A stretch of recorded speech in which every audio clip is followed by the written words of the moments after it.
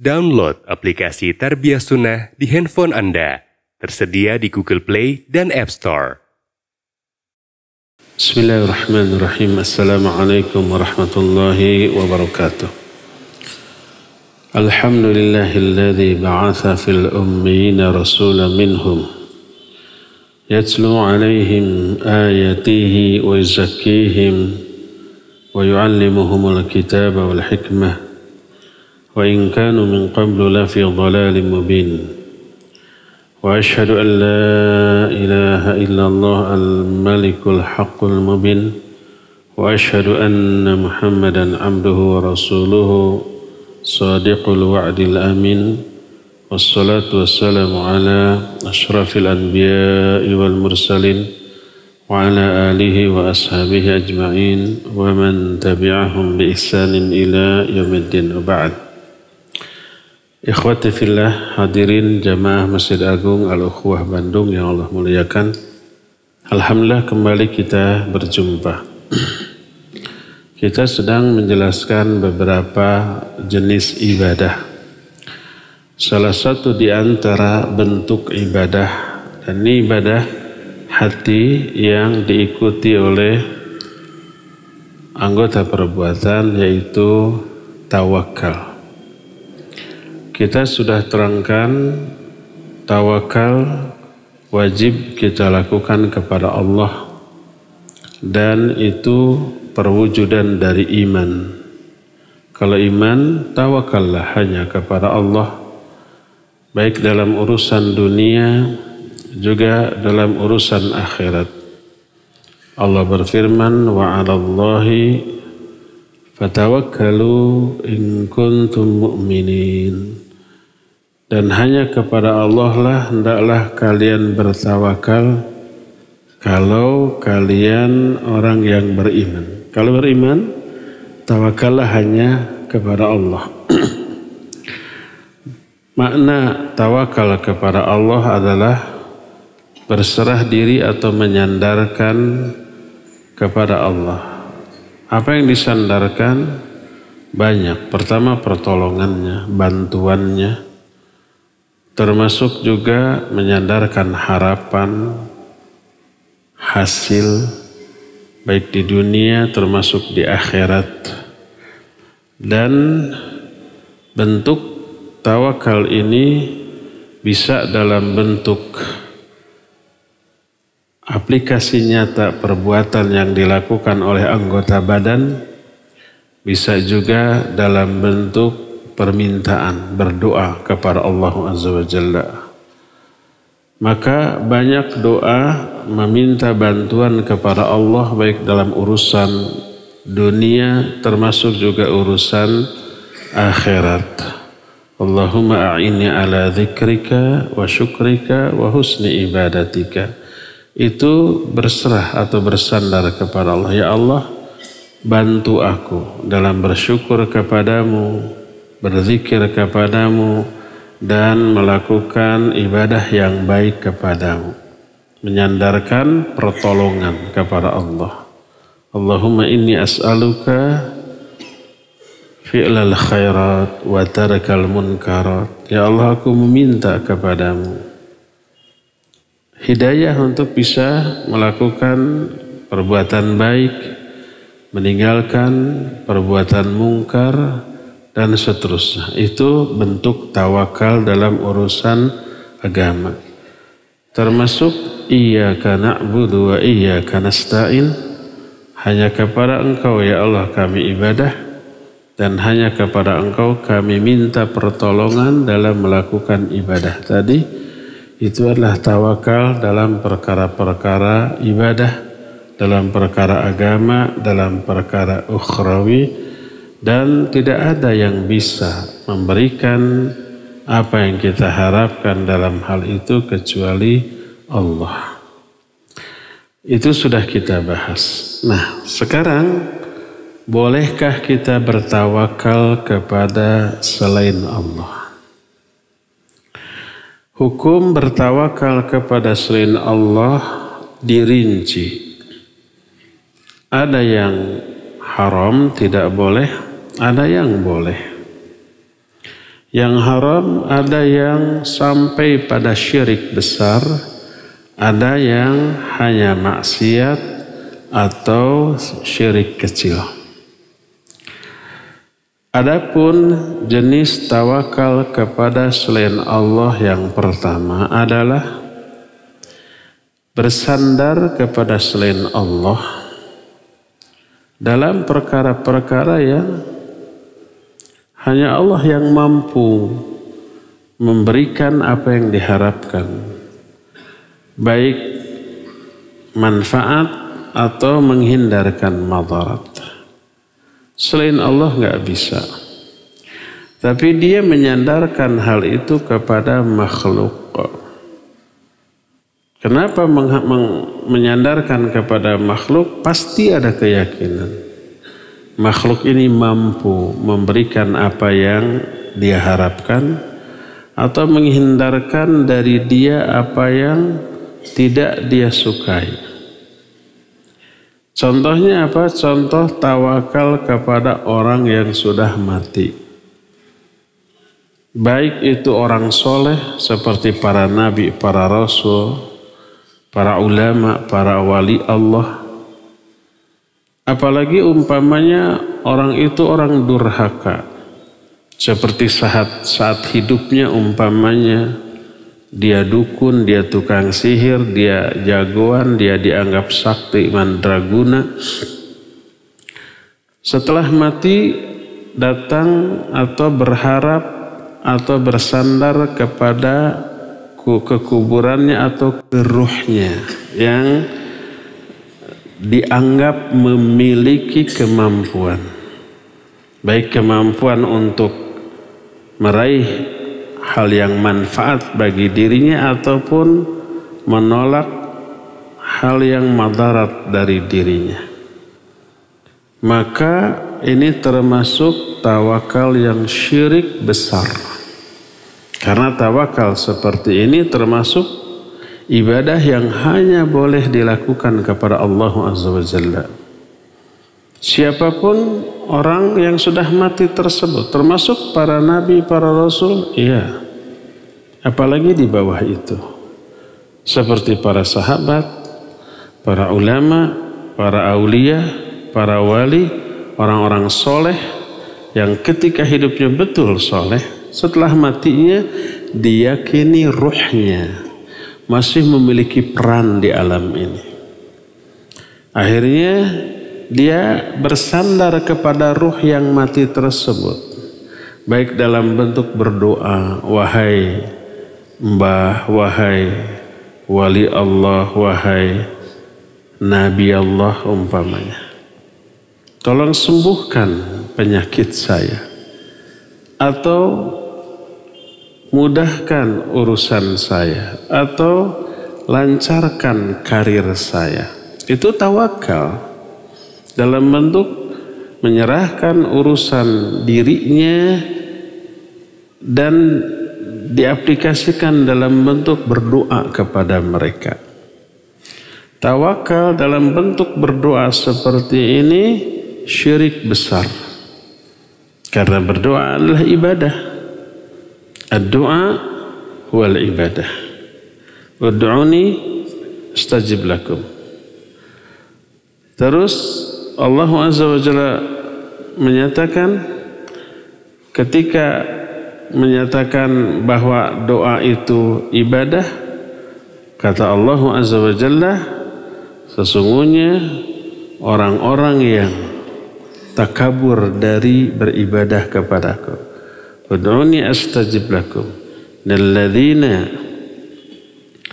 sesungguhnya orang-orang yang yastakbiruna an ibadati, takabur, tidak mau berdoa, tidak mau beribadah dalam bentuk doa kepadaku, sayadkhuluna jahannam dakhirin, dia akan masuk ke dalam neraka jahannam dalam keadaan hina. Di awal Allah menyatakan ud'uni astajib lakum, berdoa kalian kepadaku, aku akan ijabah. Innal ladzina yastakbiruna an ibadati, sesungguhnya orang-orang yang takabur, enggak mau ibadah kepadaku dalam bentuk berdoa. Ini menunjukkan berdoa adalah ibadah. Dia akan masuk neraka jahanam secara terhina. Jadi karena berdoa adalah bentuk tawakal berupa meminta kepada Allah, maka tawakal dalam bentuk berdoa kepada Allah adalah ibadah yang agung. Allahumma a'inni ala dzikrika wa syukrika husni ibadat, itu tawakal. Allahumma inni as'aluka fi'lal khairat wa tarkal munkarat, ini tawakal. Dalam urusan agama, melaksanakan ibadah kepada Allah Azza wa Jalla. Nah, apabila ketawakalan dalam bentuk berdoa ini ditujukan kepada selain Allah, seperti kepada ruh yang sudah mati, walaupun orang soleh, para nabi, para rasul, para sahabat, para ulama, para wali, tapi bertawakal kepada mereka, maka ini syirik. Karena beribadah kepada selain Allah dalam bentuk bertawakal dan berdoa. Apalagi kepada orang yang durhaka. Orang durhaka dalam bentuk dia tukang sihir, dia dukun atau pendekar sakti mandraguna, kemudian mati. Ruhnya dianggap masih memiliki power, peran, kemampuan di alam jagat raya ini mempengaruhi orang yang masih hidup, lalu bersandar ke mereka. Ini tidak diragukan lagi merupakan syirik besar. Berkata para ulama dalam hal ini termasuk apa yang dikatakan Syekh Al-Utsaimin rahimahullah. Beliau menyatakan tawakkulus sirri bi ayya'tamida ala mayyitin fi jalbil manfa'ah aw daf'i madharah fa hadha syirkun akbar.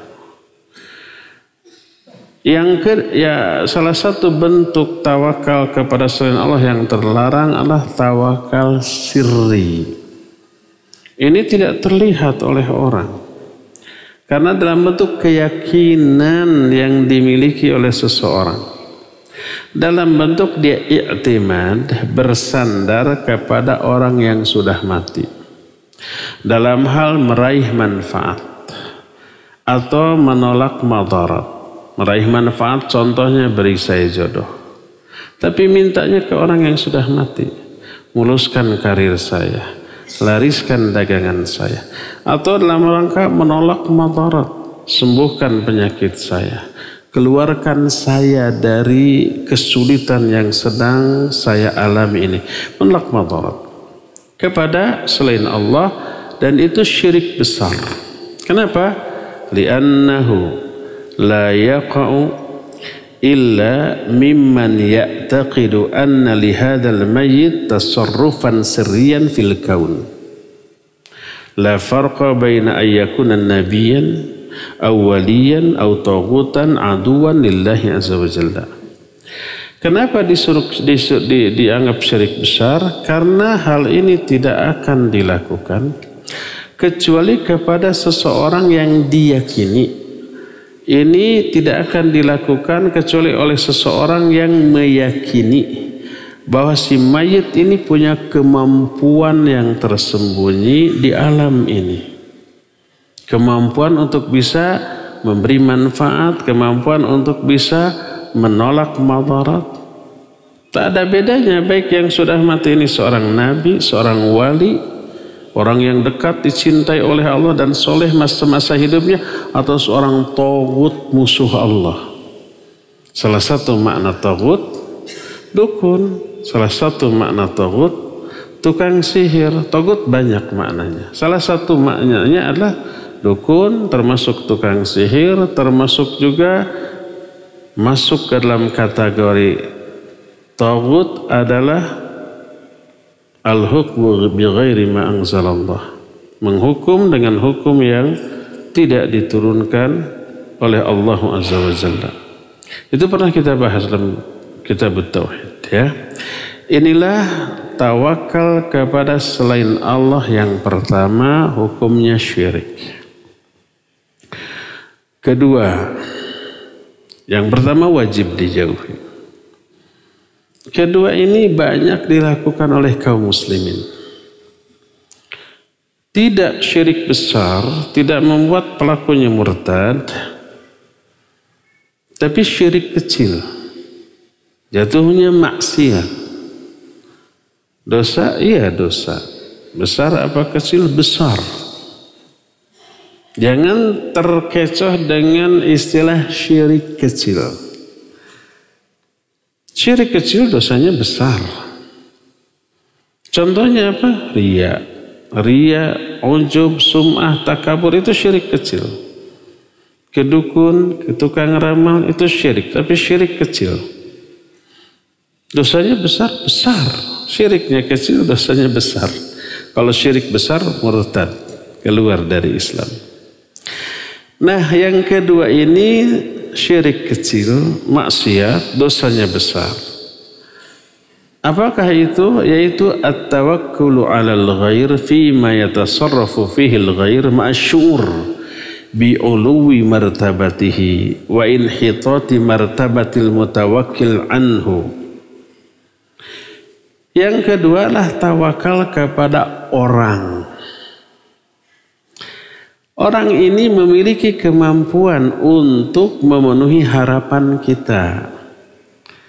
Baik harapannya itu umpamanya memperoleh manfaat, baik harta kekayaan, uang, jabatan, pangkat, kekuasaan, atau menolak madarat.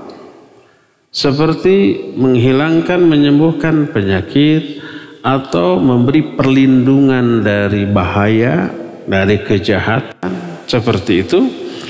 Ya, orang itu punya kemampuan. Contoh, dokter punya kemampuan menyembuhkan, atau terapis lain. Polisi, TNI memiliki kemampuan memberikan perlindungan kepada orang dari kejahatan orang lain. Orang-orang kaya memiliki kemampuan untuk memberi uang, memberi kekayaan. Penguasa memiliki kemampuan untuk memberi pangkat atau jabatan. Orang itu memiliki kemampuan.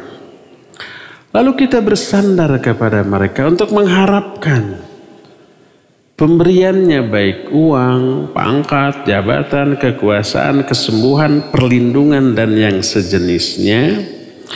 Sampai pada taraf dia menghinakan diri di hadapan orang itu, sampai pada level berani melanggar aturan Allah, meninggalkan perintah Allah, atau melanggar apa yang dilarang oleh Allah, dalam rangka berharap keuntungan dari orang yang menjadi tempat dia bersandar.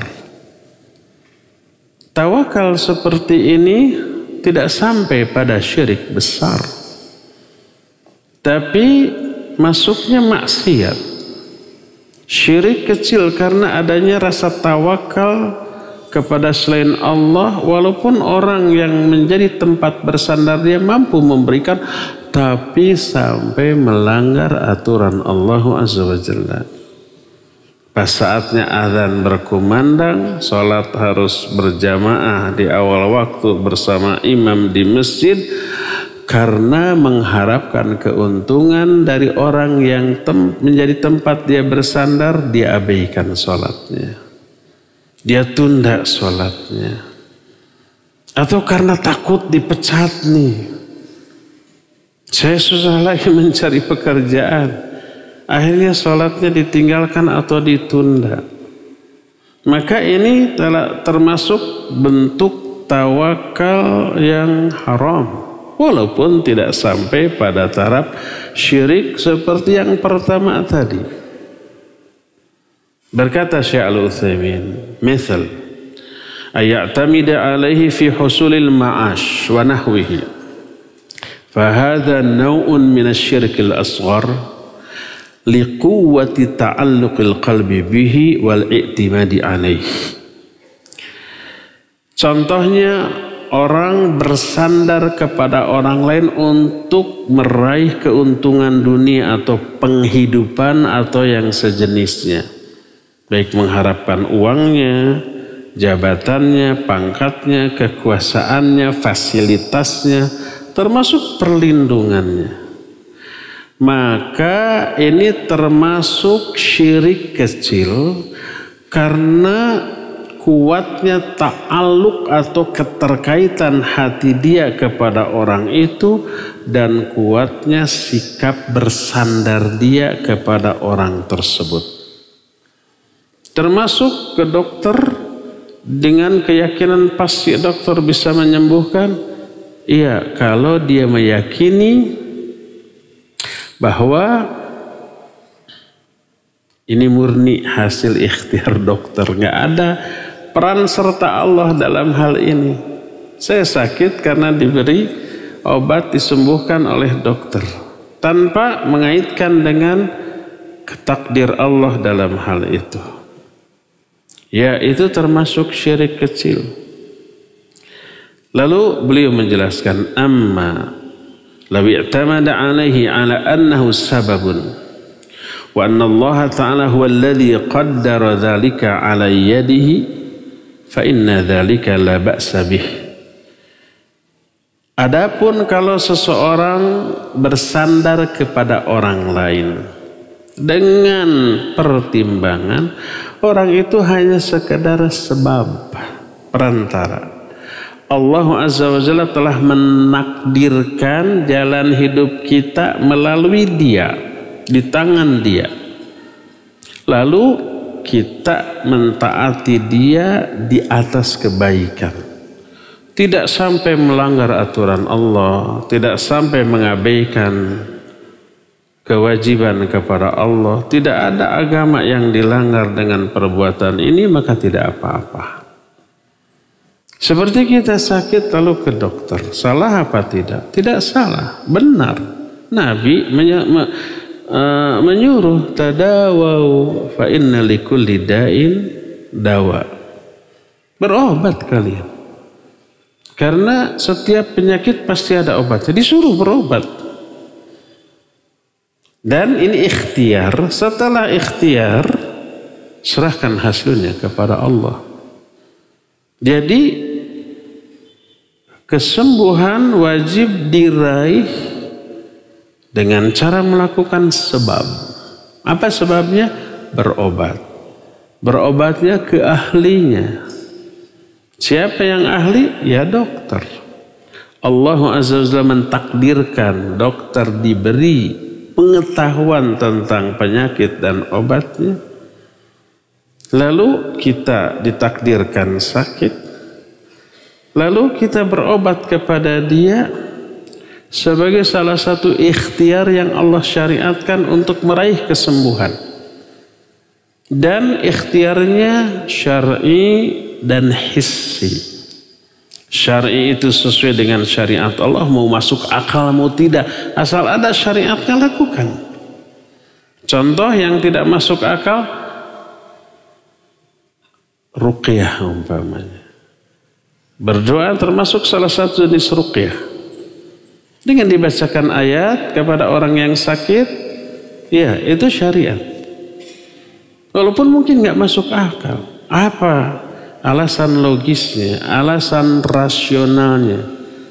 Doa atau ayat ini bisa menyembuhkan. Katakanlah nggak ketemu, nggak ada titik temu antara kesembuhan dengan metodologi ruqyah ini.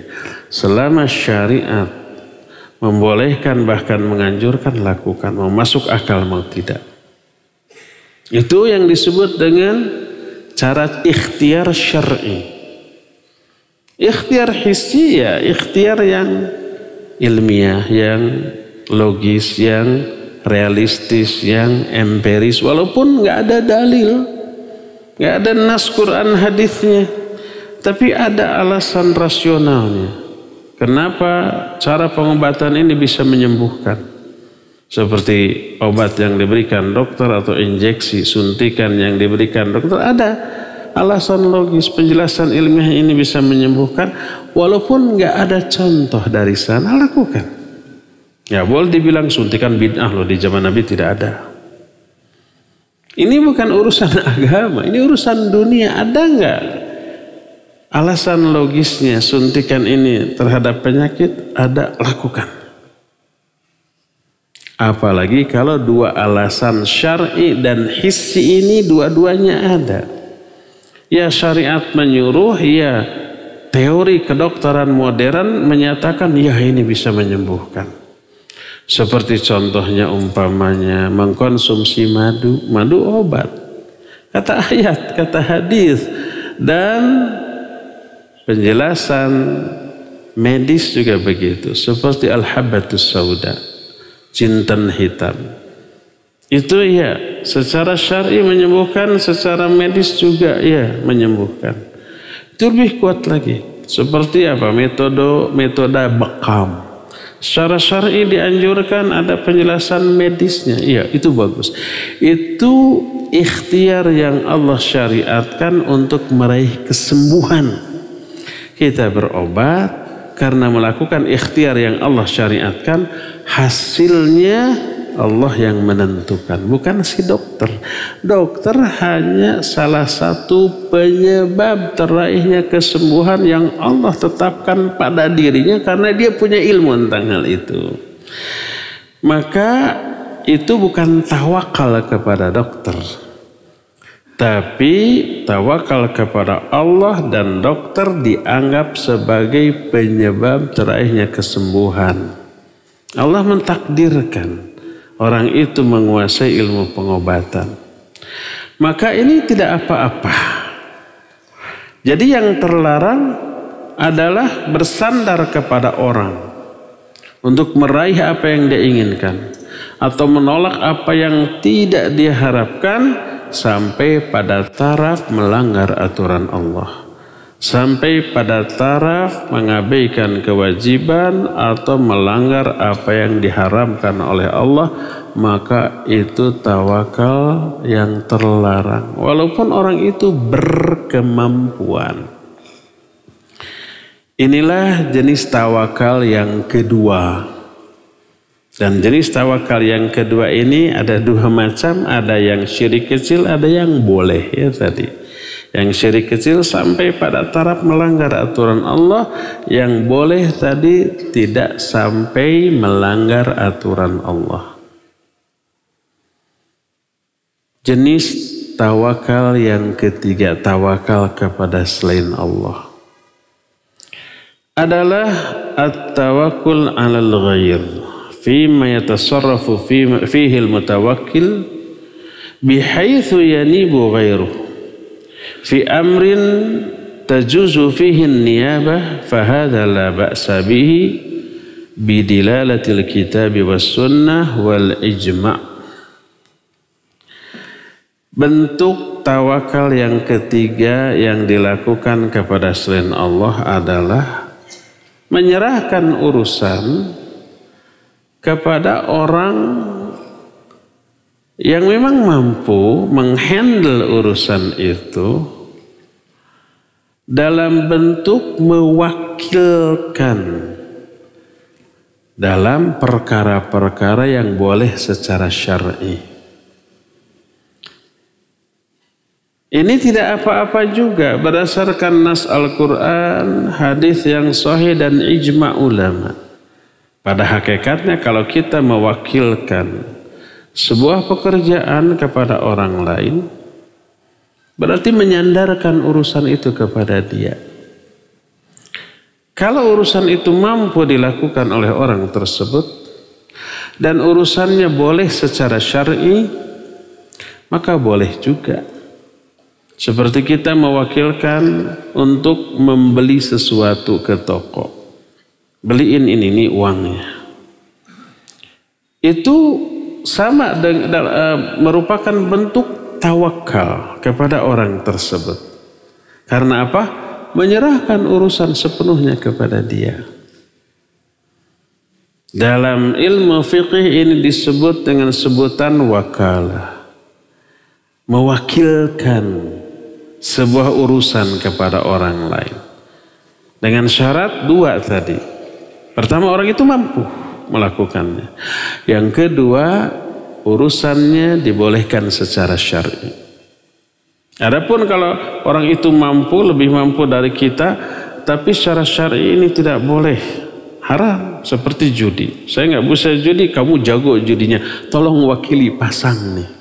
Ya haram itu, walaupun dia mampu, tapi urusannya haram, tidak boleh. Ini dibolehkan karena ada banyak nas dari Quran, hadis dan ijma' para ulama. Contoh umpamanya ayat ketika Nabi Ya'qub alaihi salatu wassalam mengutus anak-anaknya. Nabi Ya'qub ini menyuruh anaknya untuk mencari informasi tentang Yusuf yang dikabarkan hilang sejak kecil. Berkata Nabi Ya'qub yang Allah abadikan dalam surah Yusuf ayat 87. Ya bani ya idhabu fatahassasu min Yusuf wa akhih. Wahai anakku, pergilah kalian. Lalu cari informasi tentang Yusuf dan saudaranya. Adiknya Yusuf itu siapa? Benyamin. Yang saat itu ditahan juga oleh Nabi Yusuf, padahal itu kakaknya ya. Jadi dalam ayat ini disebutkan oleh para ulama ketika menerangkan ayat ini, wa wakalan nabiyyu alaihi salatu wassalam, Nabi Ya'qub alaihi salatu wassalam mewakilkan kepada anak-anaknya untuk mencari Yusuf. Dan ini salah satu bentuk tawakal, menyerahkan 10, cari oleh kamu Yusuf. Gimana aja caranya? Dan yang seperti ini banyak. Ayat yang senada dengan ini, seseorang menyuruh orang lain untuk melakukan sesuatu dan sepenuhnya berada dalam handling orang tersebut, penanganan orang tersebut, ya. Seperti ketika Musa alaihissalatu wassalam masih bayi, ketentuan penguasa yaitu Fir'aun saat itu kalau ada bayi laki-laki harus dibunuh di kalangan Bani Israel. Maka ibunda Nabi Musa ini takutnya bukan kepala, lalu diilhamkan oleh Allah Azza wa Jalla, hanyutkan ke sungai Nil. Lalu dihanyutkan. Kau nggak tenggelam? Ya karena di petian artinya untuk kejubar begitu aja. Lalu ibunya menyuruh putrinya, kakak Nabi Yusuf, untuk memantau dari jauh. Pantau oleh kamu dari jauh. Itu adalah tawakal si ibu kepada putrinya untuk mengawasi kemana hanyutnya sang bayi ini. Ternyata hanyut ke belakang istana penguasa saat itu. Itu tawakal, ya itu tawakal. Dan itu diterangkan oleh Allah dalam Al-Quranul Karim. Dan banyak ayat yang senada dengan itu. Adapun hadis jauh lebih banyak. Seperti Nabi SAW mewakilkan kepada para sahabat untuk tugas-tugas tertentu. Untuk mengumpulkan harta zakat atau baitul mal atau membagi-bagikannya.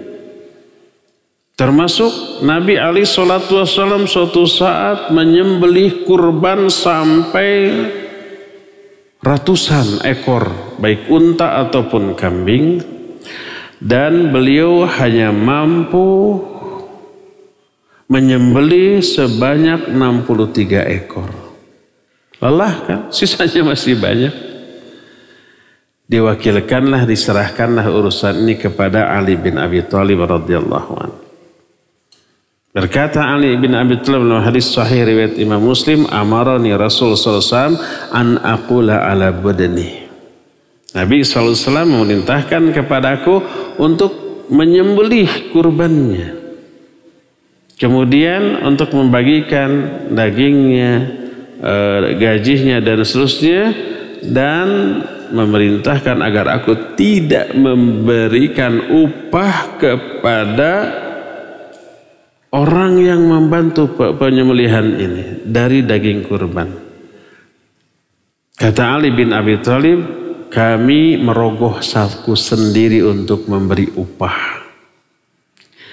Ini menunjukkan tidak boleh panitia kurban atau tukang nyembelih atau tukang nyisit atau tukang nyincangnya diberi upah dari daging kurban. Diberi upah boleh, tapi jangan diambil dari daging kurban. Umpamanya ada alokasi dana tersendiri untuk itu, untuk mengupah.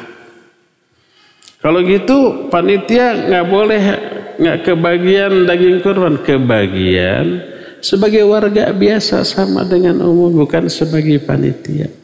Tapi kan capek, kan ibadah, masa ibadah nggak mau capek? Kan pahala, masa ingin pahala tapi nggak mau capek? Gabut itu namanya, gaji buta. Ingin dapat pahala nggak mau capek, ya. Tapi kan selain pahala harus ada lah. Di luar itu oke, diberi upah, tapi tidak boleh diambil dari daging kurban, kulitnya, kepalanya, cokornya dan seterusnya nggak boleh, ya. Nah, ini termasuk salah satu di antara bentuk tawakal, yaitu perwakilan, mewakilkan sebuah pekerjaan kepada orang lain yang orang lain itu mampu melakukannya, maka boleh. Selama ada dua syarat. Pertama, dia mampu melakukannya. Yang kedua, perbuatan itu adalah perbuatan yang boleh secara syar'i. Adapun kalau tidak boleh secara syar'i seperti perjudian atau hal-hal haram yang lainnya, maka tidak boleh. Atau halal tapi si orang ini nggak mampu melakukannya, maka juga tidak boleh karena membebani seseorang di luar kemampuannya. Umpamanya kepada pembantu. Pembantu ini wanita kecil, ya, ceking. Kemudian beratnya juga cuma 50 kg. Tolong tuh panggul beras 50 kilo dari luar ke bawah. Atau nanti patah semua tulang belulangnya, maka tidak boleh. Itu kezaliman. Walaupun perkara itu perkara yang dibolehkan, maka tidak boleh karena di luar kemampuannya. Bila dipaksakan, maka itu akan menjadi kezaliman. Inilah bentuk tawakal yang ketiga, hukumnya dibolehkan, yaitu mewakilkan sebuah pekerjaan. Itu sama dengan bertawakal kepada orang lain, maka dibolehkan dengan terpenuhinya dua syarat. Nas Al-Quran ada, nas hadis juga banyak, dan ijma juga menyatakan demikian. Ijma para ulama membolehkan hal itu. Berkata Syekh Al-Utsaimin rahimahullahu ta'ala ketika membahas poin ini. Wa wakala Nabi sallallahu alaihi wasallam ala sadaqah ummalan wa hufadha wa wakala fi itsbatil hudud wa iqamatiha wa wakala Ali bin Abi Thalib radhiyallahu an fi hadihi fi hajjatil wada ayata sadaqa bi juludiha wa halaliha wa jalaliha wa ayan harama baqiya minal mi'ah ba'da an nahara biyadihi 63. Nabi SAW mewakilkan sedekah kepada beberapa pekerja dan penjaga. Pernah dengar kisah Abu Hurairah radhiyallahu an?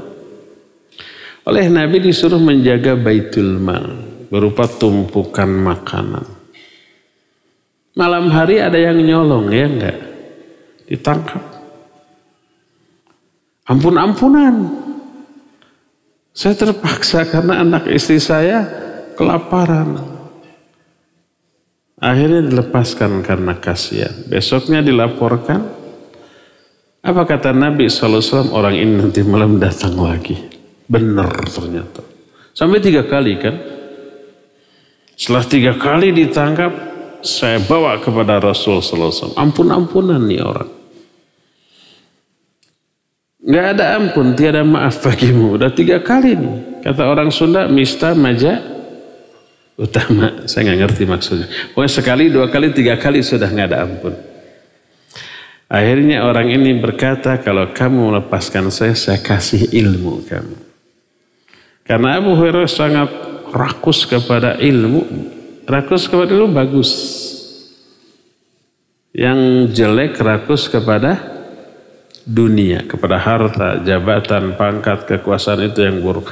Rakus ke ilmu, ke pahala, ke ampunan Allah itu bagus. Abu Hurairah karena rakus kepada ilmu, dia tertarik. Dilepaskan, orang itu berkata, kalau kamu diganggu oleh setan, bacalah ayat kursi. Besoknya dilaporkan kepada Nabi SAW. Beliau menyatakan, sesungguhnya dia itu pendusta. Tapi dalam hal ini dia berkata benar. Tahu enggak kamu siapa dia, hai Abu Hurairah? Enggak, dialah syaitan. Syaitan ternyata. Dari golongan bangsa jin yang menyamar sebagai orang ditangkap. Dan faidah dari hadis ini banyak, salah satunya nih, jin kalau menjelma jadi apapun, bisa ditangkap, bisa dibunuh, bisa diikat, bisa diapa-apain. Salah satunya diambil dari hadis ini. Pernah nggak Nabi menangkap jin lalu diikat? Pernah. Tapi dilepaskan kembali. Karena apa? Ingat kepada doa Nabi Sulaiman. Seandainya aku nggak ingat kepada doa Nabi Sulaiman, niscaya akan aku ikat sampai besok dijadikan mainan anak-anak. Karena jin itu berisiko, kalau dia menjelma, maka dia nggak sembarangan menjelma loh. Berisiko. Bisa ditangkap, bisa ditonjok, bisa dibunuh, bisa diapa-apakan. Kalau nggak berisiko, mau tuh lagi gini juga jeruk gitunya. Ini salah satu faedah. Nah, faedah yang keduanya, bolehnya mewakilkan sebuah pekerjaan yang halal. Dan ini termasuk salah satu bentuk di antara tawakal yang dibolehkan. Jadi Nabi SAW mewakilkan beberapa pekerjaan, mengumpulkan sedekah, menjaga harta Baitul Mal, dan mewakilkan melaksanakan hudud, hukuman, baik rajam, potong tangan, cambuk yang seperti itu tidak langsung beliau, dan mewakilkan kepada Ali bin Abi Thalib untuk menyembelih hewan kurban pada waktu haji wada dan mensodakohkan dagingnya, kemudian gajinya dan seterusnya, setelah beliau hanya mampu menyembelih 63 ekor. Sisanya diserahkan kepada Ali. Wa ammal ijma' ala jawazi dzalik fa ma'lumun min haitsul jumlah. Adapun ijma' para ulama tentang bolehnya perwakilan ini, mewakilkan sebuah pekerjaan, maka sudah maklum, masyhur, tidak ada perselisihan di kalangan para ulama untuk mewakilkan sebuah pekerjaan kepada orang lain. Dengan syarat 2 tadi, pekerjaan itu adalah pekerjaan yang halal dan orang yang diberikan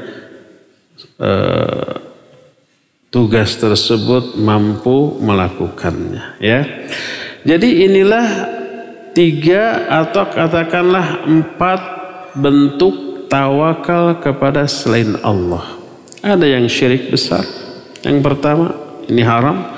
Ada yang syirik kecil yang berupa tawakal kepada orang itu mampu tapi mengakibatkan bertolak belakang dengan ajaran agama Allah, melanggar larangan, mengabaikan perintah karena terlalu kuatnya sandaran kita kepada orang tersebut sampai diabaikannya aturan Allah haram, tapi tidak sampai kepada syirik seperti yang pertama. Yang ketiga halal, yaitu orang itu mampu, kita bersandar kepada kemampuan orang itu dan secara realistis memang orang itu bisa memberi apa yang kita harapkan atau menolak madarat dari diri kita, tapi tidak sampai melanggar aturan Allah, mengabaikan kewajiban kepada Allah dan meyakini Allah memberi kepada kita manfaat atau menolak madarat dari kita melalui orang ini. Ini dibolehkan. Dan yang keempatnya adalah tawakal dalam bentuk mewakilkan sebuah pekerjaan. Ini juga dibolehkan. Inilah rincian dari tawakal yang kita bahas di sore hari ini. Cukup sampai di sini penjelasan kita, dan kita masih punya sisa waktu untuk bertanya jawab. Dan kepada Al-Akh Abu Luqman dipersilakan untuk memandu tanya jawab dengan pendengar dan pemirsa.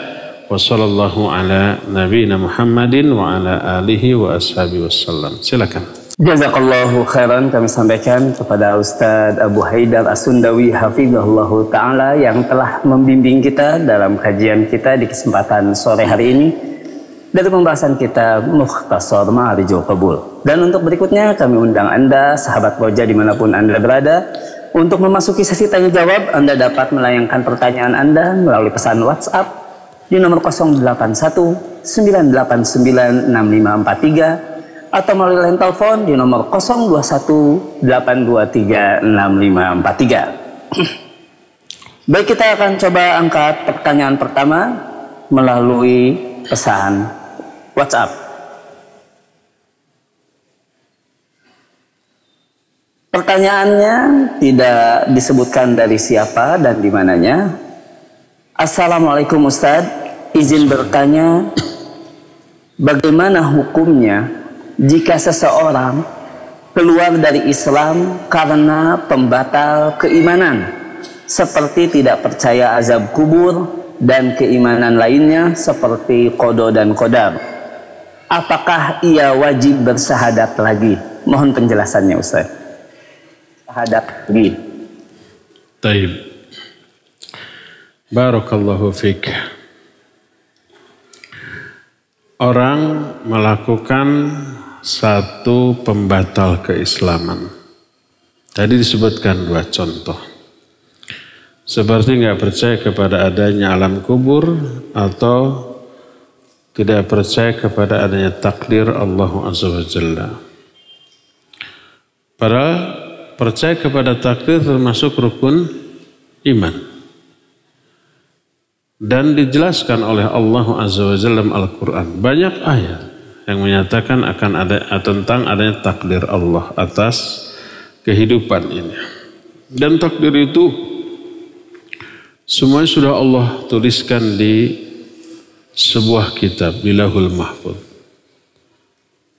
Salah satu ayat di antaranya ma asaba min musibatin fil ard wala fi anfusikum illa fi kitabin min qabli an nabra'aha.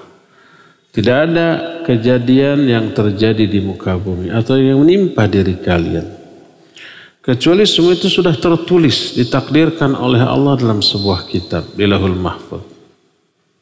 Ayat tentang takdir banyak, hadis lebih banyak lagi.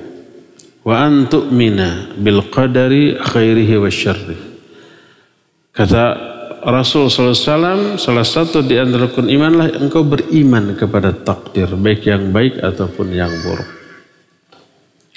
Nah sekarang ada orang yang nggak percaya takdir dan tidak percaya kepada adanya alam kubur. Padahal adanya alam kubur dijelaskan oleh banyak ayat dan diterangkan dalam hadis sampai hadisnya mencapai derajat mutawatir maknawi. Kalau mutawatir maknawi sahih apa tidak? Ya di atas sahih. Terus ada orang yang ingkar, apakah kufur? Tergantung. Kalau orang yang ingkar kepada takdir atau ingkar kepada adanya alam kubur karena mengingkari ayat dan hadis sahih tentang hal itu, ya kufur. Nah, ayat ini nggak benar nih, pasti salah nih umpamanya. Maka kufur dia. Karena tidak percaya kepada Quran, kepada firman Allah Azza wa Jalla. Kufur dia. Akibatnya dia ingkar kepada takdir. Tapi kalau dia ingkar kepada takdir atau ingkar kepada adanya alam kubur bukan karena mengingkari ayatnya. Dia meyakini ayat itu benar, firman Allah. Dia meyakini hadis ini benar, sabda Rasul sallallahu alaihi wasallam. Tapi dia takwil maknanya kepada makna lain. Maka dia tidak kafir. Tapi dia orang yang terjerumus dalam kebid'ahan dalam masalah akidah. Menyimpang dari kesepakatan Ahlus Sunnah wal Jamaah tentang masalah takdir. Jadi dia meyakini ayat ini benar, tapi maknanya tidak seperti yang diyakini oleh kalangan Ahlus Sunnah. Dia akal-akali. Akhirnya dia takwil kepada makna yang lain. Ini sama dengan orang-orang yang mengingkari sifat Allah karena takwil. Ayatnya diyakini benar, tapi maknanya ditakwil. Terjerumuslah dia ke dalam kebid'ahan di bidang akidah. Apakah orang ini dianggap kufur? Enggak dianggap kufur. Dia tetap muslim. Tapi muslim yang berdosa besar, apakah pasti masuk neraka? Nah, kalau pasti enggak, tapi ada ancaman. Salah satunya nas hadis yang umum. Sataftariqu hadhil ummah ala 73 firqah, kulluha finnar illa wahidah, wa hiya al-jamaah.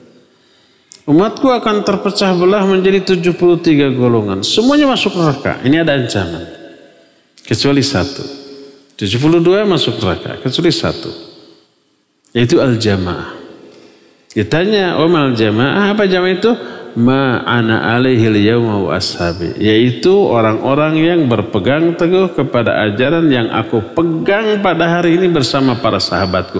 Orang yang pemahaman Islamnya mengikuti Nabi dan para sahabat. Ini al-jamaah, ini akan selamat. Adapun 72 golongan ini siapa? Hadis tidak merinci. Lalu muncul inisiatif dari kalangan para ulama untuk mencari 72 golongan ini siapa? Ternyata adalah mereka yang muslim. Masih muslim, maka disebut sataftariqu ummati. Umatku terpecah belah. Masih diaku umat, berarti masih umat Islam. Tidak murtad, tidak keluar dari agama Islam. Tapi menyimpang akidahnya. Dalam beberapa aspek yang berbeda. Ada yang menyimpang dalam hal asma wa sifat, ada yang menyimpang dalam hal takdir, ada yang menyimpang dalam hal keyakinan kepada hari kiamat, macam-macam tuh. Dan salah satu ulama yang sudah melakukan perjuangan yang gigih untuk mencari tahu adalah Imam Asy-Syahrustani. Beliau menyusun sebuah kitab namanya Al-Milal wan Nihal. Mencoba menghitung dan klasifikasi orang yang termasuk dalam 72 golongan.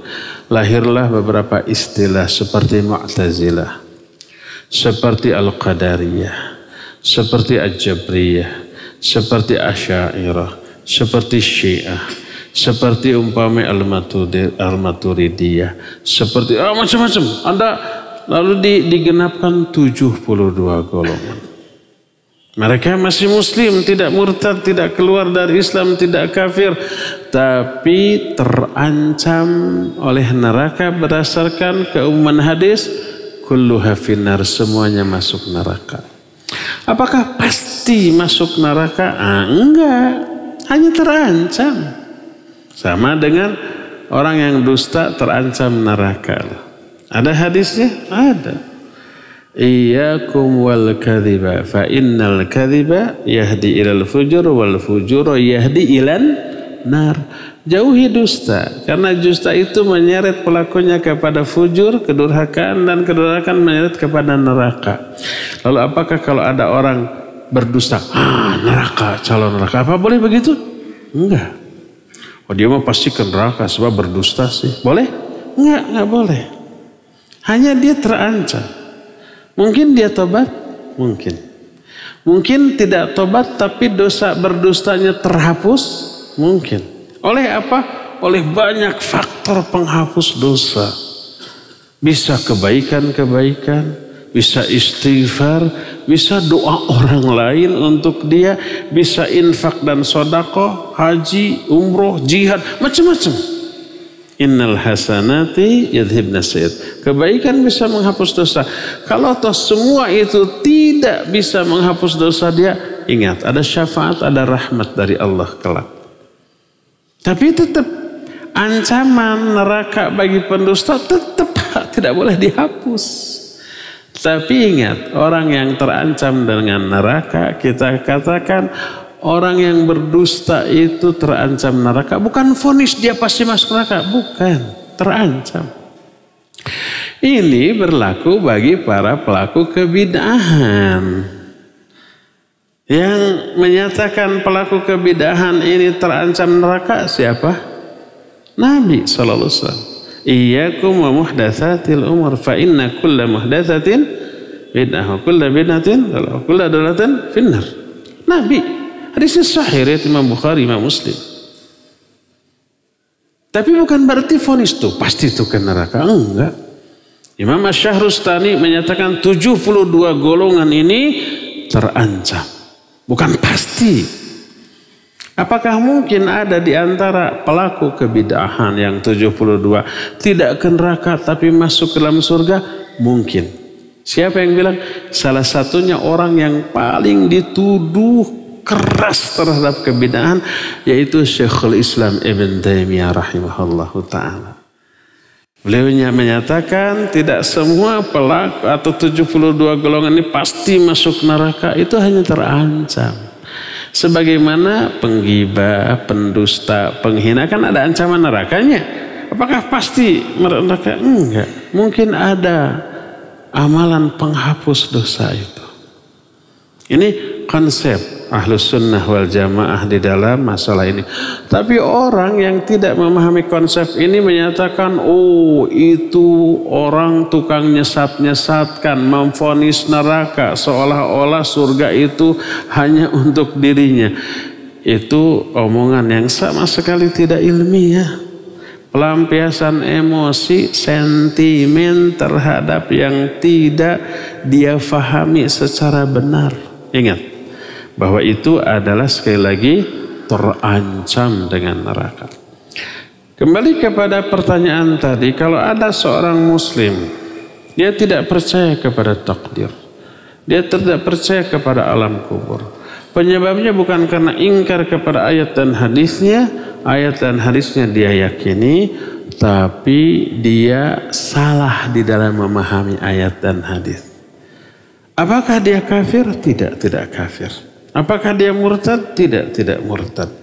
Tapi dia sudah terjerumus ke dalam dosa besar berupa kebid'ahan di bidang akidah. Tapi masih muslim. Pasti enggak dia masuk neraka? Enggak. Terancam enggak dia neraka? Ya, terancam. Tapi tidak pasti masuk neraka. Tidak boleh kita memvonis bahwa dia murtad, dia pasti ke neraka. Tidak boleh ya. Wallahu a'lam bissawab. Silakan lagi. Jazakallahu khairan Ustaz atas jawaban dan pencerahannya. Dan berikutnya kita coba angkat penanya berikutnya Ustaz melalui line telepon di 021 823 6543. Kami persilahkan. Iya. Assalamualaikum. Waalaikumsalam warahmatullahi wabarakatuh. Mohon lebih dikeraskan lagi suaranya Bapak. Ya, Assalamualaikum.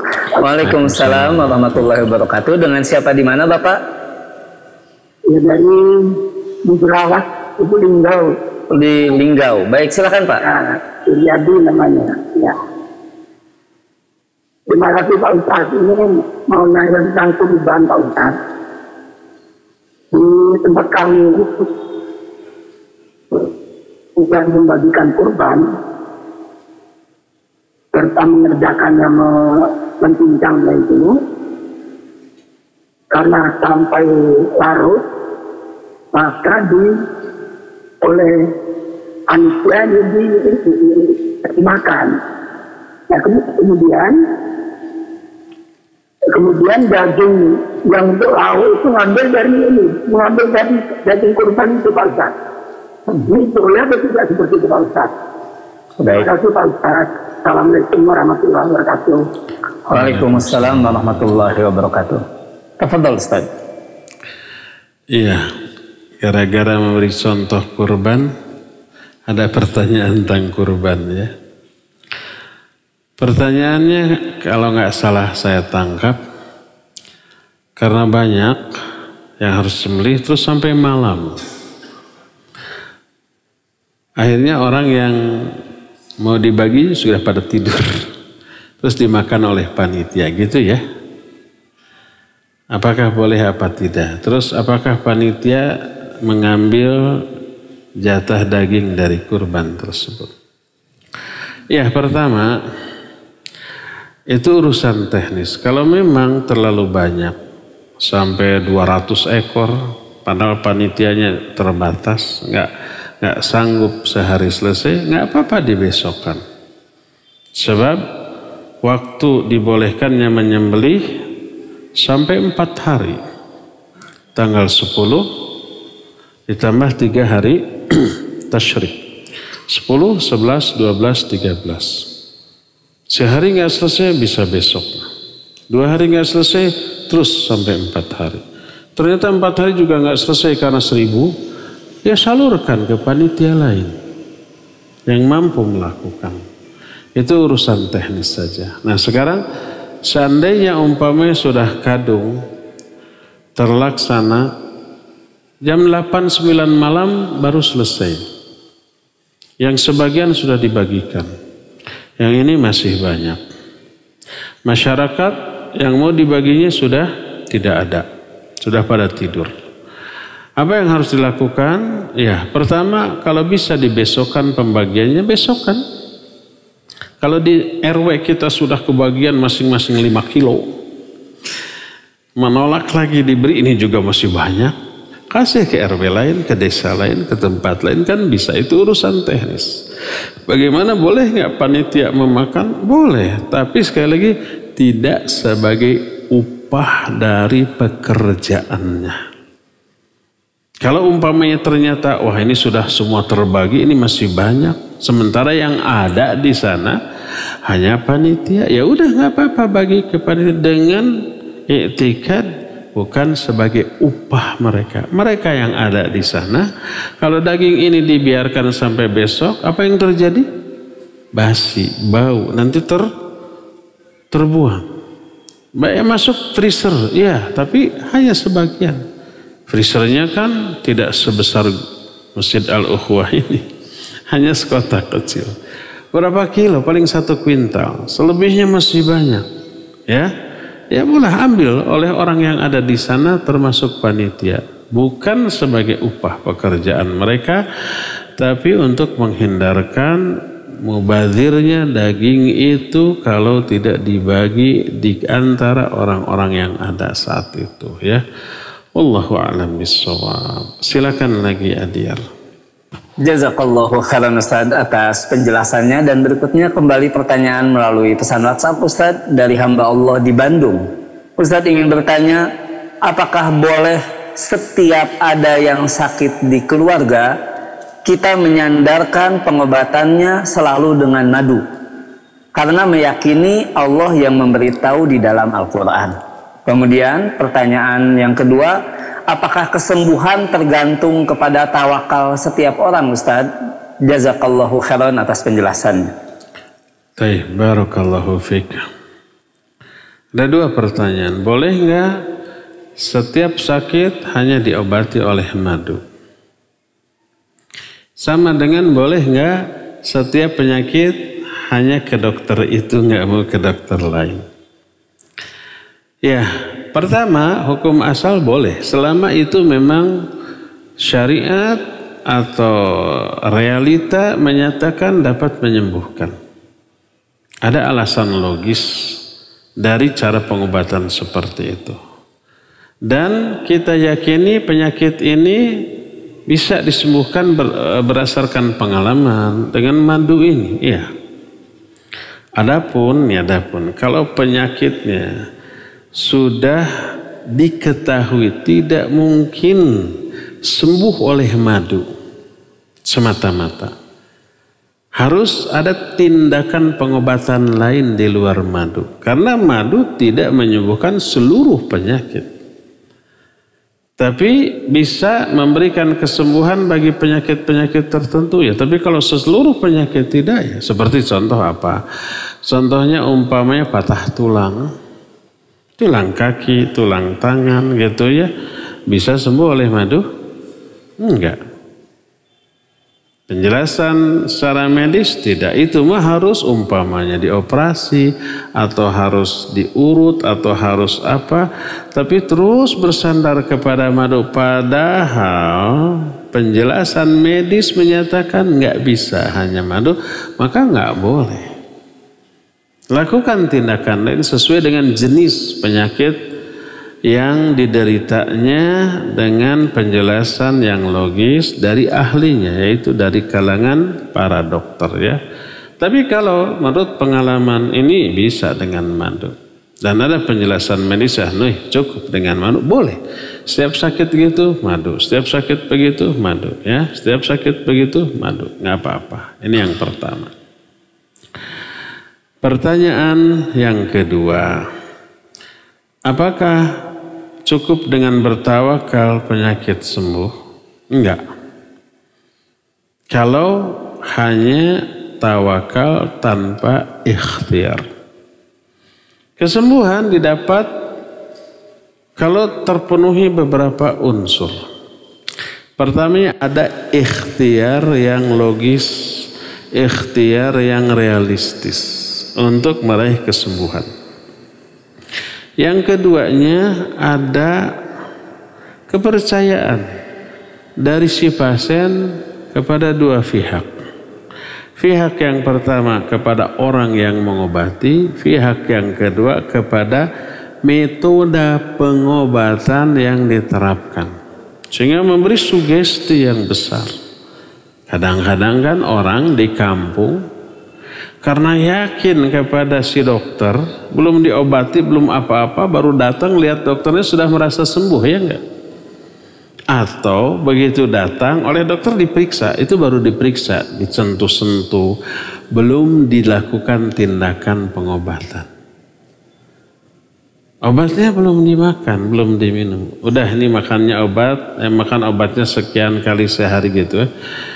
Udah pulang dari dokter tuh merasa sudah sembuhnya, padahal obatnya belum dimakan, tindakan pengobatan belum dilakukan, hanya diperiksa-periksa, tapi sudah tersugesti sembuh. Ingat, sugesti memberikan pengaruh besar kepada kesembuhan. Jadi kalau si pasien tidak percaya kepada dokternya, tidak percaya kepada obatnya, tidak percaya kepada metodologi pengobatan itu, nggak akan sembuh. Tapi kalau percaya, ini ahli, metodenya juga betul-betul logis, ilmiah, terus obatnya juga benar-benar secara pengalaman mujarab, kemudian kandungannya ini dan sangat pas untuk penyakit yang diderita, makin besar percaya kepada tiga ini, kepada dokternya, metodenya, dan obatnya, memberi sugesti yang besar. Ya, kalau semua syarat itu sudah terpenuhi, Allah akan berikan kesembuhan. Allah yang menyembuhkan bukan dokter, tapi kesembuhan Allah berikan setelah orang ini melakukan ikhtiar yang diperintahkan. Tadawu fa inna likulli da'in dawa. Berobat kalian. Karena setiap obat, setiap penyakit ada obatnya ya. Adapun hanya tawakal, Allah pasti sembuhkan, Allah pasti sembuhkan. Tapi nggak ada ikhtiar, nggak berobat, nggak minum sesuatu yang bisa mempengaruhi penyakitnya dan seterusnya, hanya tawakal, hanya berdoa bisa. Kalau toh bisa sedikit pengaruhnya, ya. Karena apa? Ikhtiar yang dia lakukan hanya sejenis, yaitu berdoa saja. Tapi tidak disertai dengan tindakan nyata, ikhtiar yang nyata, yaitu berobat secara rasional dan realistis, ya. Wallahu a'lam bishawab. Terakhir saya bacakan yang masuk ke saya, ya. Bismillah, afwan Ustaz. Apabila anak dihadapkan untuk melakukan sesuatu atau pekerjaan yang di luar kemampuan anak, dan anak pun menyatakan tidak mampu, tapi yang mengharapkan berdalih kan bisa belajar dulu. Afwan, anak harus bagaimana? Ya belajar. Kalau tidak mampu tapi bisa menjadi mampu dengan cara belajar, ya belajar dulu. Belajar mampu nggak? Pasti mampu. Mampu belajarnya. Walaupun pekerjaannya selama dalam proses belajar belum mampu. Contoh umpamanya disuruh membuat sayur sop. Nih bahannya, nih bumbunya. Aduh nggak mampu. Kalau nggak mampu dipaksakan, gagal. Niatnya bikin sop, jadinya kolak. Kolak kentang, kolak wortel gitu, kemanisan. Akhirnya belajar dulu, diajari oleh ahlinya. Gini nih caranya, gini nih ini bumbunya, gini prosesnya. Belajarnya mampu nggak? Pasti mampu belajarnya. Walaupun bikin sopnya belum mampu. Jadi ada dua pekerjaan. Pertama bikin sop, kedua belajar bikin sop. Sebelum mampu bikin sop, belajar dulu. Kalau belajar pasti mampu? Pasti mampu. Oh saya mah nggak mampu belajar. Ah susah ngomong sama orang kayak gitu. Bukan nggak mampu, tapi nggak mau. Harus dibedakan antara nggak mampu dengan nggak mau. Kalau belajar pasti mampu. Seidiot apapun, itu ya. Jadi belajarlah, ya belajar. Kalau pekerjaan belum mampu, tinggalkan, jangan paksakan. Tapi belajar, ya bisa pasti ya. Jadi apa yang harus dilakukan oleh si penanya ini, kan yang mengharapkan berdiri kan bisa belajar, ya belajar. Belajar tidak berarti langsung melakukan pekerjaan yang tidak mampu itu. Enggak, belajar itu ada pembimbing. Belajar itu ada pelatihnya. Belajar itu ada orang yang menunjuki cara-cara itu. Nah itu satu pekerjaan yang berbeda dengan langsung melakukan pekerjaan tadi ya. Wallahu a'lam. Cukup ya sampai di sini saja. Insyaallah kita akan teruskan bahasan ini di hari Jumat yang akan datang. Subhanakallahum bihamdik asyhadu an la ilaha illa anta astaghfiruka wa atubu ilaik walhamdulillah rabbil alamin. Wassalamualaikum warahmatullahi wabarakatuh.